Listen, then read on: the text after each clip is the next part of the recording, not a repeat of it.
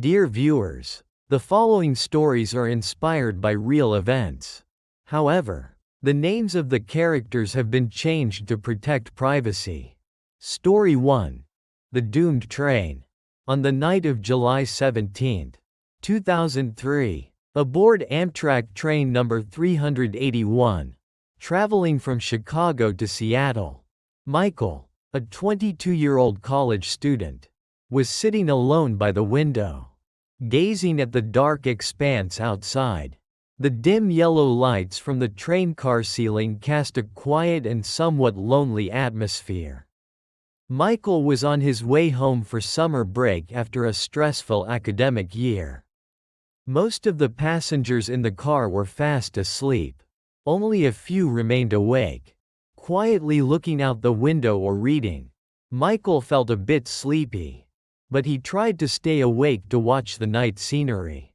Suddenly, he noticed something strange. At the end of the train car, a man was standing motionless, facing the window. What was unusual was that the man was wearing old-fashioned clothing, like something from the 1940s. Michael frowned, trying to see more clearly. The man was very tall and thin, with slicked-back black hair. His face was pale and expressionless, and he seemed to be staring blankly into the darkness. Michael felt that something was wrong with this man, a strange coldness and detachment. He turned away, trying not to think too much about it. Maybe it was just some odd passenger. But a moment later, Michael couldn't resist his curiosity and glanced back towards the end of the train car. The man was still standing there, not moving at all. Michael noticed that even though the train was running and shaking, the man stood as still as a statue, not swaying in the slightest. An uneasy feeling rose in Michael's heart. He decided to go to the restroom to shake off this discomfort. As he walked down the aisle of the train car, he noticed that none of the other passengers seemed to be paying any attention to the strange man at the end of the car. They were all sound asleep or looking out the window, as if no one was standing there at all. As he passed the man, Michael deliberately looked at his face. The man's face was still pale and expressionless, but his eyes were wide open, staring straight ahead with a look that was very empty and sorrowful. Michael felt a cold shiver run down his spine. He hurried into the restroom, trying to calm himself down. While washing his hands, Michael looked in the mirror. He saw that his face was a little pale.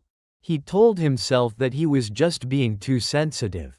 But as he was about to step out of the restroom, he heard a very soft sound from outside. It sounded like a woman sobbing. Michael froze, listening. The sobbing continued, sounding very painful and desperate. He gently opened the restroom door and looked out. The train car aisle was empty, with no one in sight. But the sobbing seemed to be coming from the end of the train car, where the strange man was still standing motionless. Michael felt a cold fear engulf him. He knew that this train journey was no longer normal.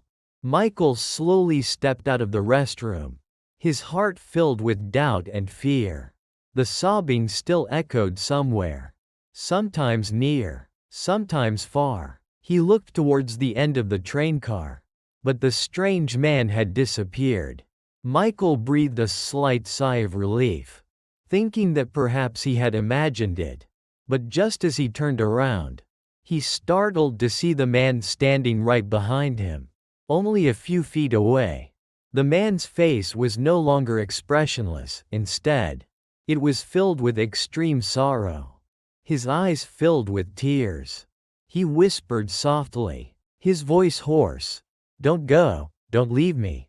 Michael recoiled in horror, almost tripping. He stammered, Who are you? What do you want?" The man didn't answer, just reached out his hand, as if wanting to touch him. His hand was cold and trembling. Michael felt an invisible force trying to pull him closer. He tried to struggle, but he couldn't break free.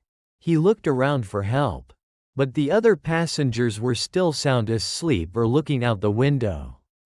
Completely oblivious to what was happening, Michael felt utterly alone and helpless. Suddenly, the train car shook violently, and the lights went out. Everything plunged into pitch darkness. Panicked screams erupted throughout the car. Michael was thrown around, falling to the floor. He tried to crawl up, but he couldn't get his bearings.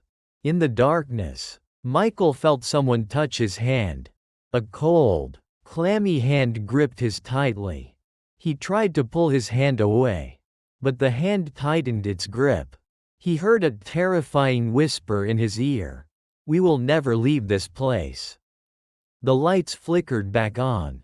Michael was horrified to realize he was lying in the aisle of the train car, surrounded by passengers screaming and crying.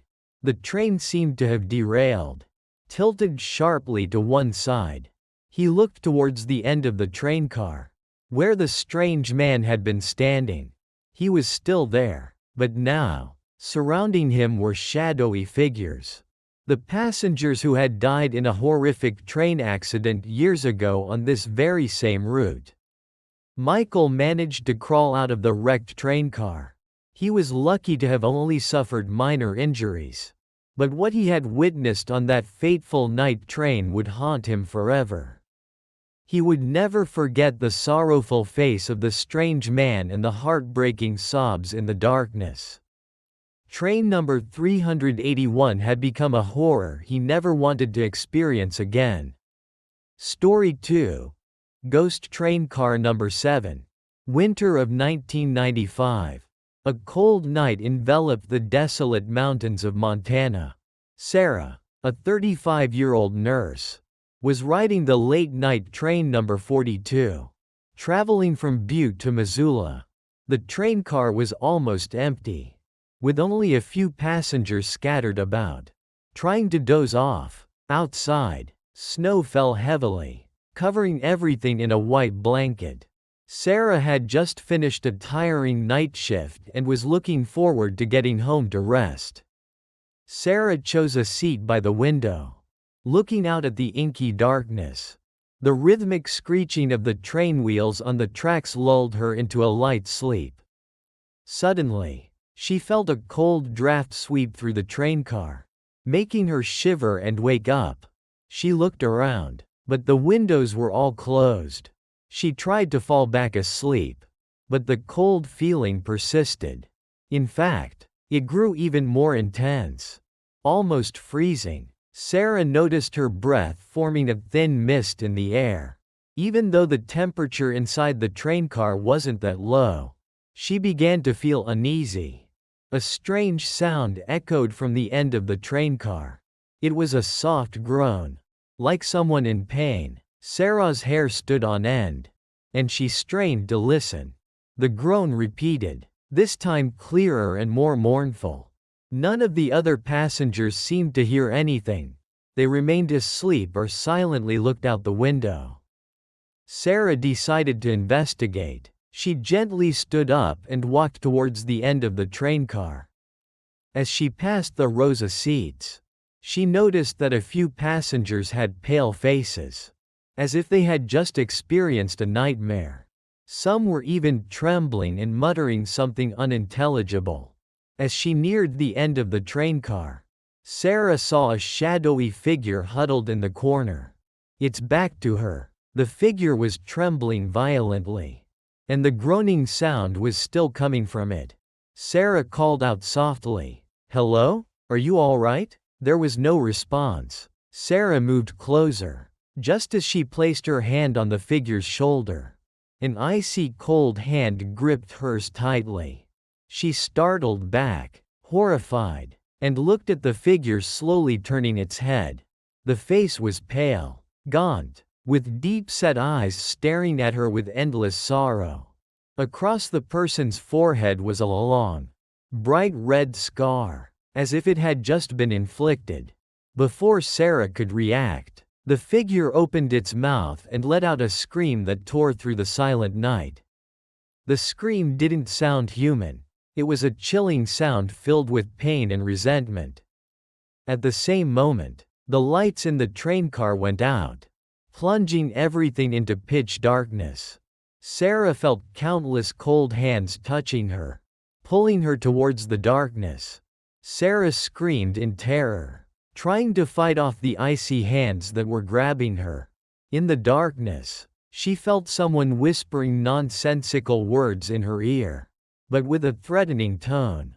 She tried to crawl away from the unseen crowd, searching for an escape. The lights flickered back on. Sarah was horrified to realize she was lying in the aisle of the train car, surrounded by motionless passengers with pale, terrified faces. None of them were breathing. Sarah was the only one left alive. She tried to stand up, but her legs trembled uncontrollably. She looked towards the end of the train car, where the strange figure had disappeared. Instead, she saw a long trail of blood leading from the end of the train car towards where she lay. The blood trail stopped right beside her. Sarah remembered the ghostly stories that the locals often told about this train route. People said that many years ago, there had been a catastrophic train accident here, killing dozens of people. The spirits of the unfortunate victims still lingered on this train, seeking revenge. A loud bang echoed from the front of the train, causing the entire car to shake. Sarah felt the train accelerating rapidly.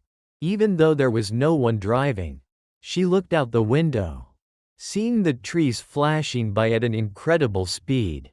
The train was hurtling towards the abyss. Sarah knew this was the doomed train. She closed her eyes, praying for her soul and the souls of the other unfortunate passengers. Suddenly, she heard the familiar whisper in her ear, "We will all reach safety together." Sarah opened her eyes. She was astonished to find herself in a completely different train car. This train car was bright and warm, with passengers laughing and talking happily. The strange man with the scar on his forehead was sitting opposite her, smiling kindly. "Welcome to the final train," the man said, his voice gentle. "We have been waiting for you for a long time." Sarah didn't understand what was happening. She looked around, realizing that the other passengers also had scars or signs of terrible accidents. She understood then that she had become one of them. Train number 42 was not a normal journey, but a voyage to the afterlife. Story 3. The Phantom Train. Halloween night, 1988. In Indiana, an antique train called the Midnight Wanderer was making its special final journey. This was an event that attracted many history enthusiasts and lovers of the mysterious. Among the passengers on that night train was Mark, a 28-year-old man with a passion for the supernatural. He had heard many rumors about the train being haunted and decided to experience it for himself. As soon as he boarded the train, Mark felt an eerie atmosphere. The train car was decorated in a classic style, with dim yellow lights and worn velvet seats. However, there was an unsettling silence that hung over everything. Unlike a train full of passengers excited for a special trip. As the train began to move, Mark walked down the aisle. Observing the other passengers, he noticed that many people had worried and tense expressions, occasionally glancing out the window as if waiting for something. A few were even muttering quiet prayers. Mark found a seat by the window in a nearly empty train car. Outside, darkness enveloped everything, with only the faint moonlight illuminating the desolate cornfields. Suddenly, he heard a very soft whisper, as if someone was calling his name. He startled and turned around, but saw no one. The whisper came again, this time clearer and sounding mournful. Mark felt a chill run down his spine. He tried to reassure himself that it was just his imagination due to tiredness. But the feeling of unease did not disappear. He looked out the window. And for a moment, he saw a shadowy figure darting through the trees. But when he looked again, it was gone. Mark decided to go to another train car to see if anything was amiss. As he walked through a dimly lit car, he heard heavy footsteps approaching from the opposite direction. He stopped, tensely looking into the darkness. A tall, shadowy figure appeared, gliding past him without making a sound. Mark felt an icy coldness run through his body. He hurried back to his seat, his heart pounding. He tried not to think about what he had just seen, but the image of the shadowy figure haunted his mind. Suddenly, the lights in the train car flickered repeatedly and then went out, plunging everything into darkness. Panicked screams erupted everywhere. In the darkness, Mark felt countless cold hands touching him. He tried to struggle, but he couldn't break free. He heard groans, sobs, and mournful whispers echoing in his ears. He knew that this train was not just a special trip, but a real ghost train, and he was trapped on it. The lights flickered back on, but the scene before Mark was even more terrifying. The train car now looked much older and more dilapidated, as if it had been through hundreds of years. The passengers around him all had pale, lifeless faces, wearing old, tattered clothing. Some even bore horrific wounds. A woman sitting across from Mark whispered softly, her voice full of sorrow, "We've been here for so long, trapped forever on this train." Mark asked in horror, "What happened to everyone?" The woman didn't answer, just reached out her hand and pointed towards the end of the train car. Mark followed the direction of the woman's hand. At the end of the train car, he saw a hazy image. A horrific train accident. Train cars were overturned, engulfed in flames, and shadowy figures were screaming in desperation. He realized that these were the passengers who had died in the catastrophic accident that happened to the Midnight Wanderer decades ago. A cold voice echoed in Mark's head. "You have come here. You will stay with us forever." Mark tried to stand up and run, but he realized he couldn't feel his legs anymore. He looked down and saw that his legs had become translucent. Like the other ghosts on the train, the ghosts around him began to move closer to Mark, their cold hands touching him, pulling him into their world. Mark tried to resist, screaming in desperation, but no one could hear him. He felt his soul slowly fading away, merging with this ghostly train. Suddenly, the train stopped, the train car door opened, and a blinding white light flooded in. Mark saw a train conductor in uniform standing at the door, smiling sadly. "The final stop, young man," the conductor said. "Welcome to the eternal train." Mark had no other choice. He stepped out of the train car, following the other ghosts. He realized that the Midnight Wanderer never truly stopped running. It continued its journey in the darkness, carrying lost souls forever. Since that night, people have occasionally seen the Midnight Wanderer gliding through the deserted countryside of Indiana on Halloween night. Those brave enough to look closely will see silent passengers sitting inside, with sad eyes looking out at the world. And if you listen closely enough, you might hear the mournful whispers of the souls trapped on the ghost train that never ends. If you found this story chilling and want to hear more true horror stories, please remember to subscribe to my channel to support me.